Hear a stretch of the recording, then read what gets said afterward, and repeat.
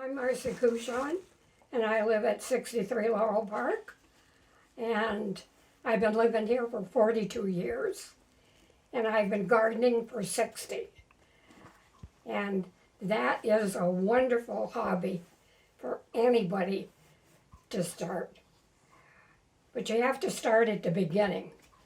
You have to make up your mind where you're going to put your garden so you can figure out how much sun and shade it gets. And in order to get the best flowers and the best tomatoes, you need 6 hours of sun every day. That's the minimum. So if you can't give your plants that much sun, you can't grow anything like a tomato. It won't ripen and it won't be satisfactory. Gardening is always learning. It's a process. You always have to learn something new. Today I was looking for something and I found a book I hadn't read in ages, and I was just fascinated by everything it was telling me that I had forgotten. So buy yourself some books or go to the library and read their books and then give them back. But I would say the best thing to do is buy your own books so you can have them. I've told you I've been gardening for 60 years. I have 1.5 shelf of books about gardening, and I still refer to them. You have to put the effort in to educate yourself on what you need in the circumstances you have. Shade, partial shade, sun. There's plants for everything, but you have to go out and learn about them. And it's a learning experience, always.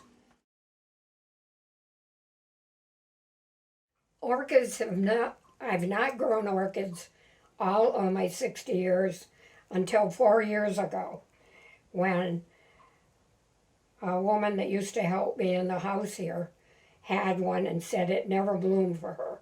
So she gave it to me. Well, voila, here it is. 4 years later, and it has bloomed 3 times in December. And you can see this is December, and it's blooming again. And it's very, very simple to grow. But you do have to have a very strong light system, southeast light in your windows in order to give it enough oomph to bloom. And other things you have to know how to do too is not to overwater it. Water it once a week, sparingly, and water and feed it once a week, very sparingly, like fish emulsion. They love fish emulsion because that's natural. And there's my orchid. Talk about shady area plants. There are so many. Ginger, Mugwort, Golden Star, Lilies of the Valley. We have bunches of lilies of the valley. I never knew lilies of the valley were poisonous. Was it you that told me? Yes, they're very Wow. poisonous. Sweet woodruff, creeping winterberry you can find in the woodlands. Yeah, everywhere around here. And as far as shady areas, ground things, Pachysandra, you can come over and get it by the handful in my yard. And in the back, there's the other thing, myrtle. I've got acres of myrtle. Best time to prune forsythia is right after it blooms. And that way you can find out, do you want it as big as it is? If you don't, you prune it back. You prune everything back that's as big as your thumb and leave all the spindly branches of the forsythia. And cut it off at the top. If it's as tall as you want it, cut it right there. And it'll grow to that. Lilacs, oh God, lilacs. Lilacs will grow to the sky if you leave them grow. And they won't bloom for you at all. Okay, lilacs is the same thing. Prune them so that they're very small branches. Prune all the thumb side ones down to the ground. And don't let your lilacs be more than 4 feet, the top, because it won't put any blooms out if they're any taller than that.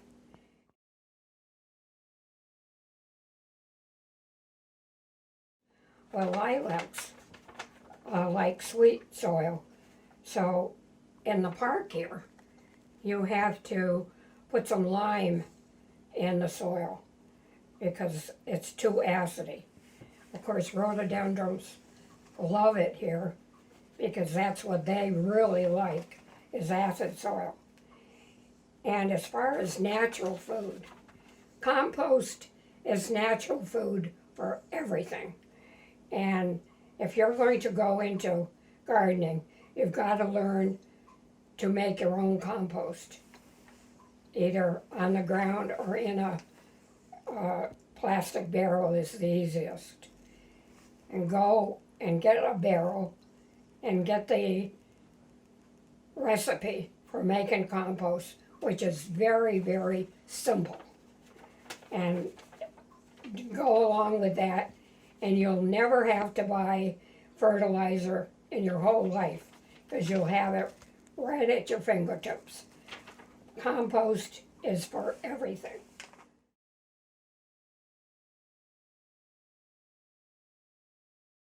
How do I stop squirrels from digging up my bulbs? Which is a very easy thing to do. Go to the hardware store, buy a sheet, maybe a yard of hardware cloth, plant your bulbs, take your hardware cloth and bend it down at the edges at least 6 inches deep and cover all your bulbs, and you'll never have a problem. The squirrels can't get at them. No. It's a very easy solution. It's a very tricky thing to start plants in your house. You have to have the most sun, southeast windows, and it's not worth the hassle because they're only going to grow spindly. You have to start them in January, February, in March. You can't plant them out until May 30th. So don't waste your time and energy unless you want to go whole hog and buy yourself a light to put your plants under it. It's very tricky.